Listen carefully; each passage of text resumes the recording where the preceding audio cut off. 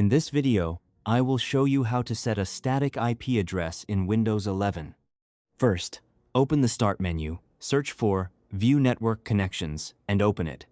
Right-click your Wi-Fi adapter and select Properties. Next, find Internet Protocol version 4, select it, and click Properties. Choose Use the following IP address. To find the correct IP address, subnet mask, and default gateway, open Command Prompt as administrator and type ipconfig. Find the IPv4 address, subnet mask, and default gateway under your Wi-Fi adapter. Then, enter these values into the IPv4 properties window.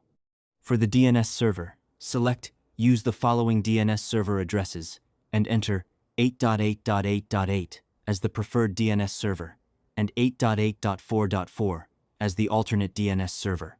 Finally, click OK and close the remaining windows to save your changes. Your Windows 11 PC will now use the static IP address you configured.